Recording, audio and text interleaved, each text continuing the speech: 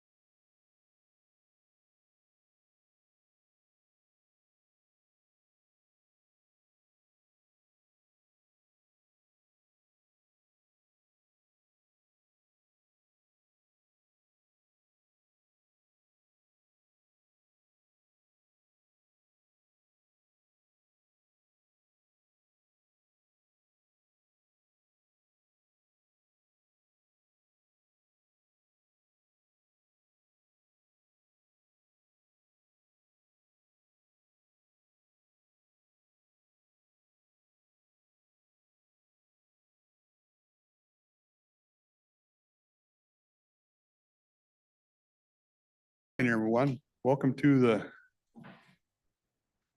first regular public meeting of 2026.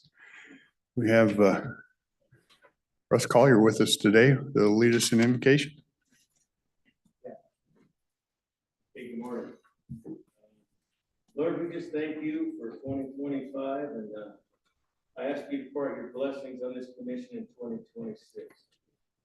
Please bless all of our brothers and sisters who enter this room with your fruits of the Spirit, Lord. Bless them with love, joy, peace, patience, kindness, goodness, faithfulness, gentleness, self-control. And Lord, please add the ability for everyone to forgive those who may have hurt each other and to give each other lots of grace, Lord. We just ask these blessings in Jesus' mighty name. Amen. Thank you, sir. Those who want to join me with the pledge. I pledge allegiance to the flag of the United States of America and to the republic for which it comes, one nation under God, indivisible, with liberty and justice for all.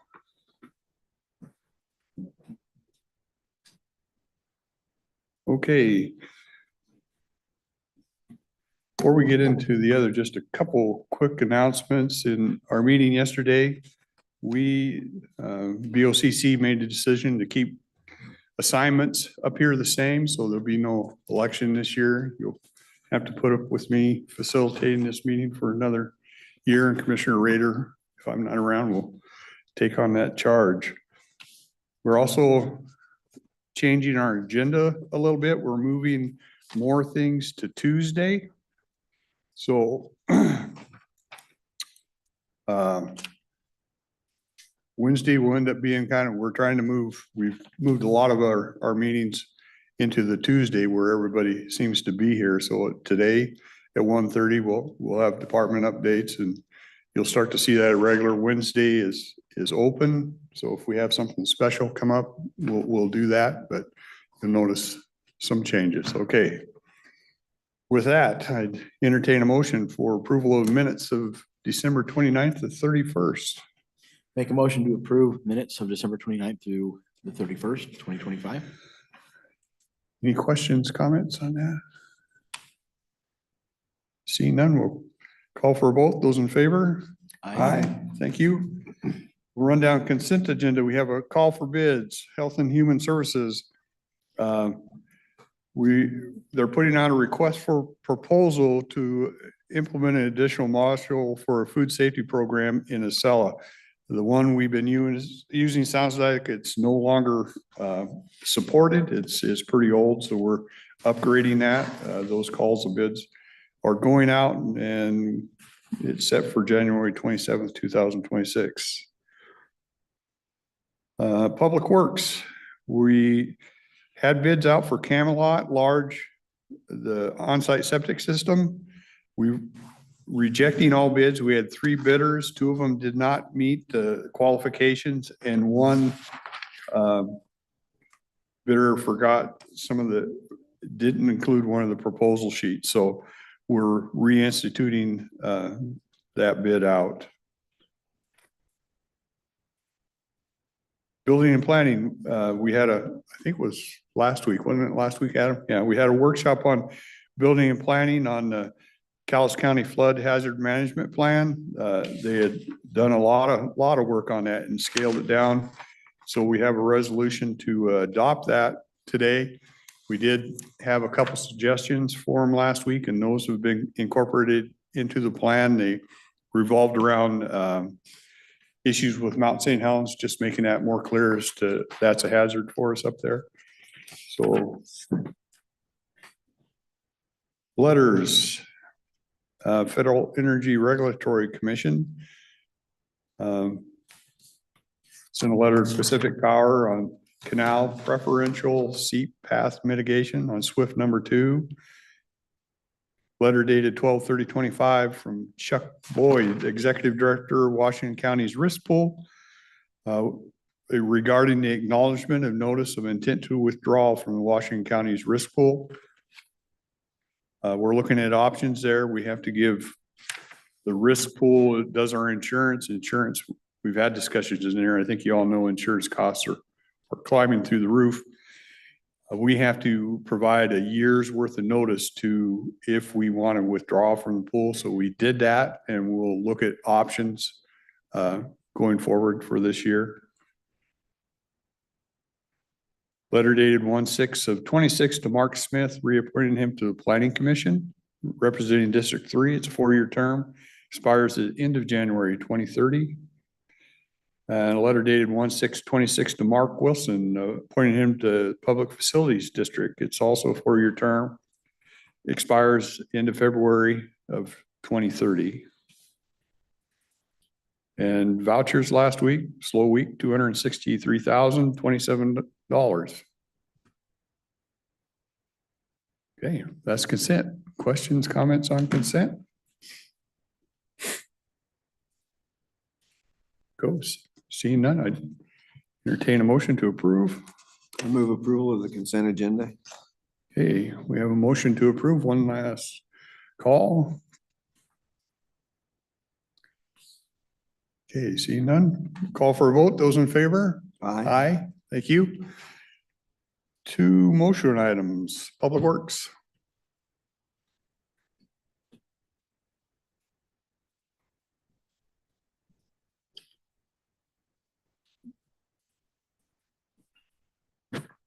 Morning, Commissioner Sean Rowe here. Today we have a contract award to Wilcox and Flagel for bulk fuel delivery. This is for a 3-year term with the first year not to exceed $775,000.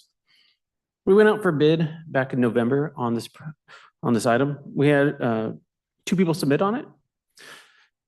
Both of these were qualified within the area. We did bid, we reviewed the qualifications of each bidder based upon their experience, their delivery capabilities, their customer service that we've experienced in the past, and as well as the cost of these items. We did select Wilcox and Flagel. The county uses quite a bit of fuel from their bulk delivery. We have fuel tanks at all of our road shops and in the landfill itself. So this will cover both gasoline, diesel, and dyed diesel products. Okay. Any questions? All right, I entertain a motion. I move approval of the contract award to Wilcox and Flagel Oil Company. Okay, we have a motion to approve number 5 with Wilcox and Flagel. Last call. Okay, seeing none, we'll call for a vote. All in Aye. favor? Aye. Aye. Thank you. Sorry. Before I move on, Sean, Kathy Funkbaster retired at the end of the year. And Sean is he's cleaning up, I think, some of the old role, but Sean will be our finance director moving forward. So congratulations to Sean. We're pleased to have him in that role. Okay, Susan. Thank you. Susan Eugenius, County Engineer. We have the next motion item, which is establishing a project number for the Barnes Drive Emergency Repair Project. As y'all are well aware, this roadway slipped away during this last event. We are setting up our paperwork trail. So we're anticipating that this repair will be eligible for FEMA and Washington State reimbursement if we meet our threshold. We are working on getting all that information to DEM so they can turn it in.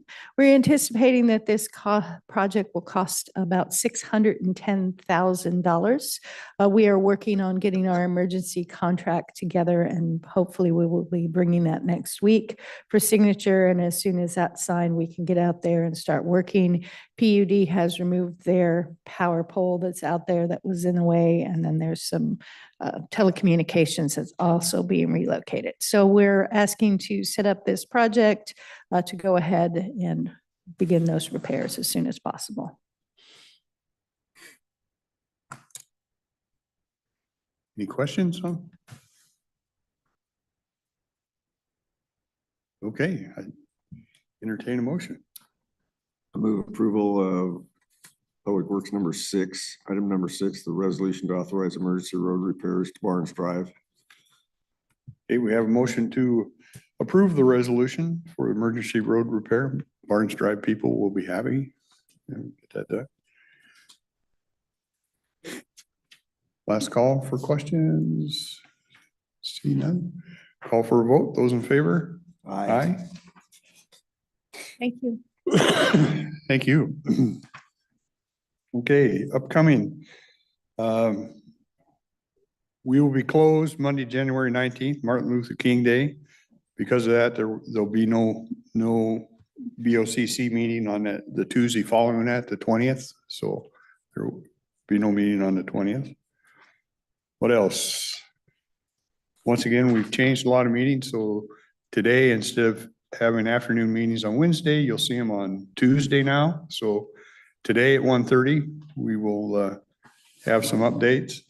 You will see the prosecutor's office will be moving into the building, the annex building, we call it, right across over here, while some of the remodel work or the heating, air conditioning stuff is being done in their office at the Hall of Justice.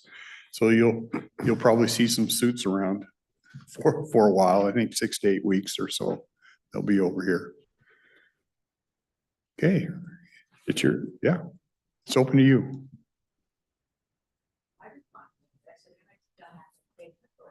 Yeah.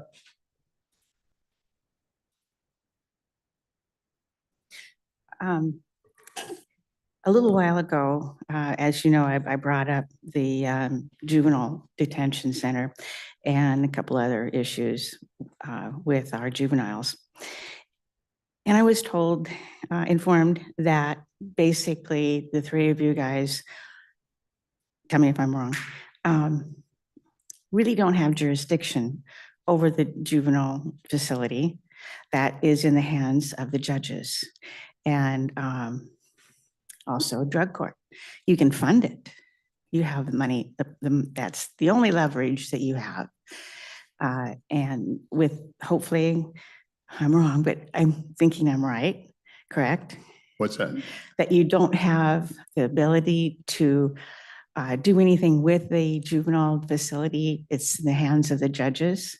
That Well, the operation of it, it falls to district court and but the building and itself. the judges. The building itself. It's a little bit convoluted. Do we have to have a facility? Yes, we have to have a facility because we're over certain population amount. That's an RCW. If we have a building in disrepair and stuff, can we try and work with another county as commissioners to do something? Yes, we can. Okay, but with that in mind, okay. But it would have to be in cooperation with the judges, I think, yeah. I understand that. Okay.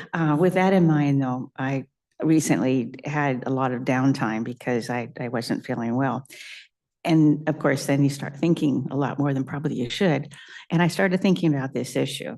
And what came to me was the fact that our judges basically hold a lot of power in our county, and we have no control over anything that they do or decide. When they decide something, that's it. You don't have the power. No one has the power. And that kind of scares me. We voted them in, okay? And honestly, if you look at our voters pamphlet, it has nothing except maybe a picture and a name. I am here today to plead with you three to make a change. And we can't change what has been, but in the future, the public needs to know more about that judge that we're voting in. We don't know if he's liberal, we don't know if he's conservative, or how his judgments were made in the past. We have no knowledge of what he has done or she. And we need that. We desperately need that in order to have some say on how our county is run. I bring to mind that we have had an average of 6 to 8 inmates, clients, in the juvenile facility. And that is a totally, absolutely ludicrous position. I know there's more than 8 kids. I mean, my husband, my kids are teachers. We have dealt with the teenagers. And that number is ludicrous. There should be a lot more. And apparently our judges are either turning a blind eye to some of the some of the things that are happening, or they just don't care. But we are spending not quite 4 million, but over $3.5 million a year for a facility that's just not giving us the benefit that we need. And that brings me back to what they actually believe. Are they in alignment with what our county, with the citizens in this county believe or not? So the only control that we have, that I can see that you guys have as well, is that if we have more information on the voters pamphlet, and we do have control of the voters pamphlet, and I'm pleading with you guys to change requirements for our voters pamphlet, that they need to have a synopsis of how they've ruled or in the courts, and what their thoughts are of our different, like our facilities and just how they stand on rulings. Now, I'm not going to take, that I'm governed by what the state says. That's a bunch of you know what. It's how you interpret and judge on those rulings on that. You can take, and I know this for a fact, you can take a sentence and change it any which way you want. And I know that they can and will and do. So what I'm saying is, please, in our voters pamphlet, let's change the requirements for those judges that are applying to be re-voted in, so that we know how they stand on what the values of our community actually are. Again, 6, the average is 6, the high 12 inmates in the juvenile sentence facility tells me that they're not doing their job. And that kind of makes me upset. So please consider changing the voters pamphlet so that we get somebody in there that might do a little bit better. Thank you. And where's the candy that was supposed to be here? I'll have that tomorrow. You want to offer some information on that, Carolyn? We'll go to the source. So Flo, voters pamphlet is my arena. So I wanted to make sure if you had questions, the board does sign off on the pamphlet rules that I create, but it is my arena. So you're a judge? no, I'm the auditor and I set the rules for the voters pamphlet. Oh, So, wonderful. I need to talk to you. okay, so that's why I ran up here and I'm out of breath. Sorry, I'm out of shape. Those stairs kill me. So I heard your comments. So I ran up here and I wanted you to know that first of all, those rules are set in state law.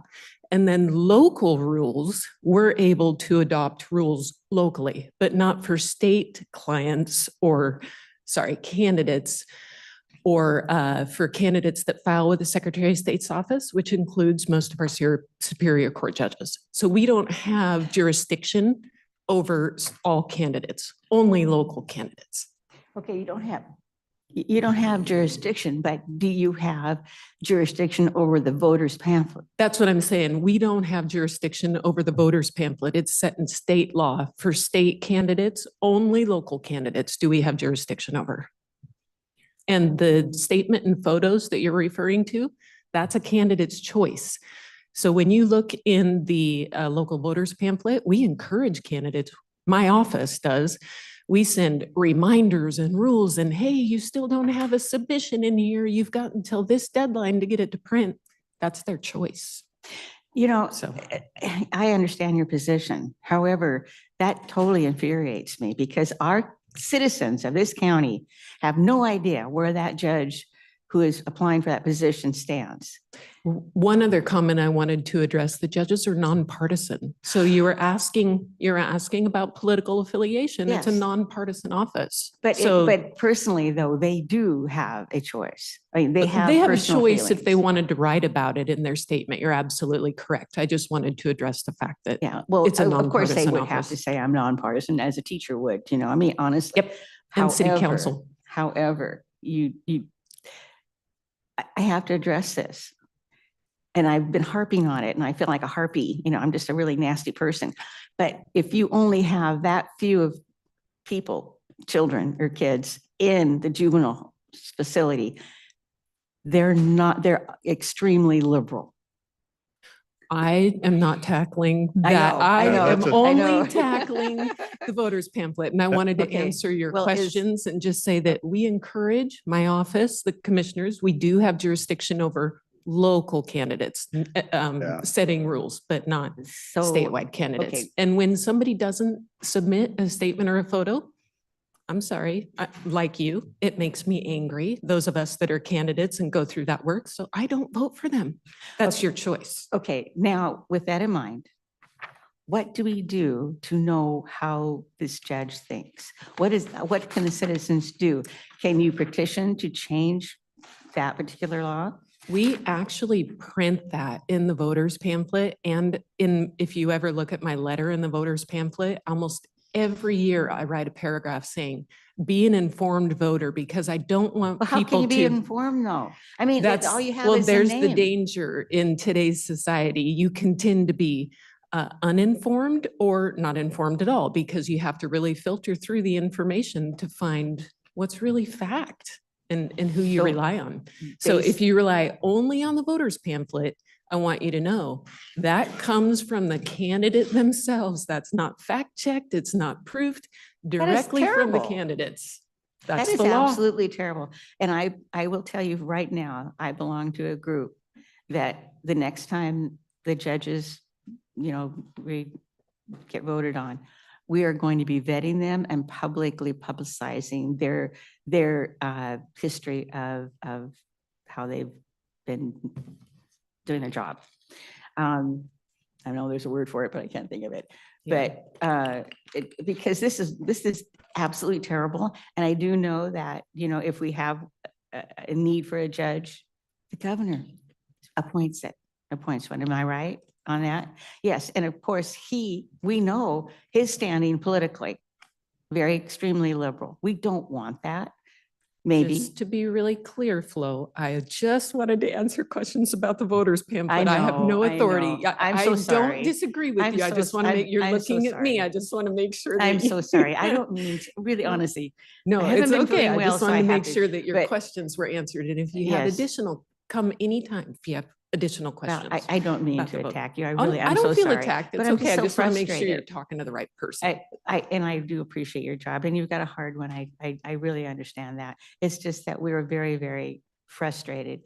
They don't seem to be doing their job and we have no leverage at all, which is, I mean, even in the hiring of them. So we don't know, but I will tell you right now that I belong to a group and we will be vetting them very strictly the next time that they are up for election, very strictly and making it public. Like me, they're an elected official. I would actually encourage you to reach out to them directly. I think they'd be more open to talking to you directly The than you judges? think. They are an elected official, just like me. I have an open door Well, policy. but they're so- already in and we can't change. True, And I need but- to ask them again. I have a friend who has a grandson that unfortunately was let loose.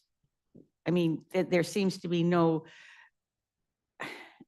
if they don't want to follow what the judge, the court has decided, they just take off. They just leave. Then they don't hold them until, things are happening. We don't want that in our county. We want to have anybody that's done a crime to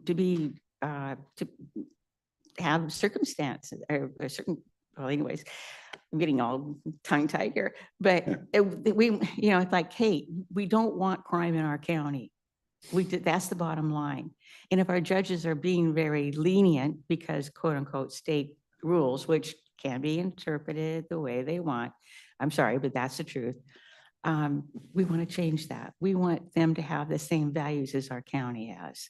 We don't want only 6 teenagers in our juvenile hall that's made for, I think it was 34. And we fund that. We want them, if they have done something, to be penalized, to have the little time consequences so that they don't do it again and grow up to be you know, that's what we're wanting. And that's why I guess I'm very emotional. I'm so sorry. And I don't mean to You're pick on fine, you. Flo. We're I moving just wanted past to make the, sure. what you can do in I'm the sorry. pamphlet, so. I'm so sorry. Thanks, If you have Carolyn. additional questions, just come to the Okay, I office. will. Couple comments come in from folks, and anybody online can see them. In reality, the judges should be restricted to adjudicating issues of law that come before them. All other actions, especially commandeering the budget and threatening suits, is improper conduct. The citizen speaker is spot on. The majority of, another comment, majority of judges run unopposed every election cycle. The more proactive solution would be to find good judge candidates to run. Another comment, system will not change until judges do not get reelected. The public can fix this by not voting for any incumbent judge. So those are comments.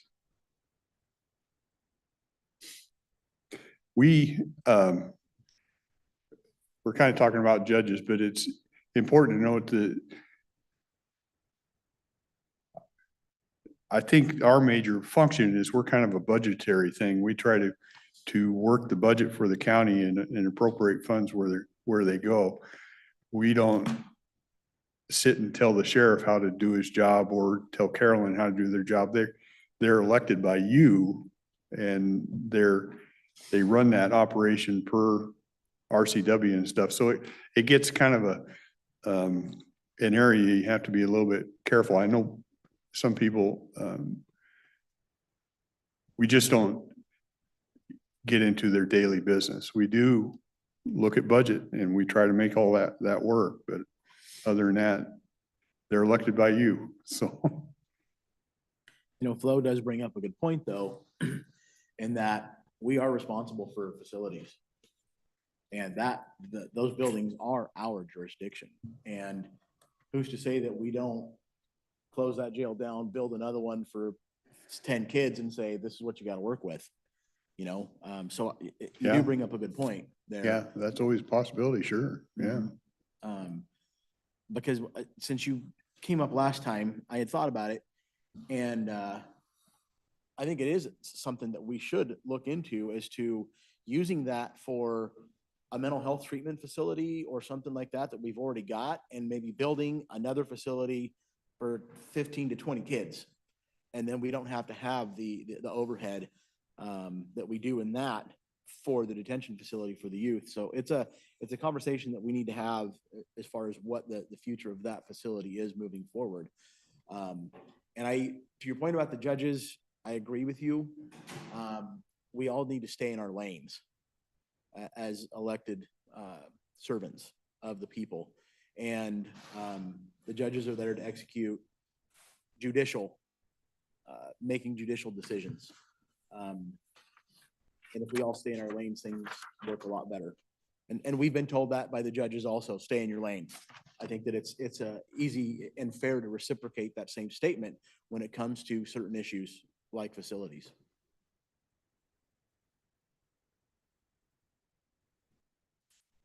Any other comments? Always enjoy the conversations.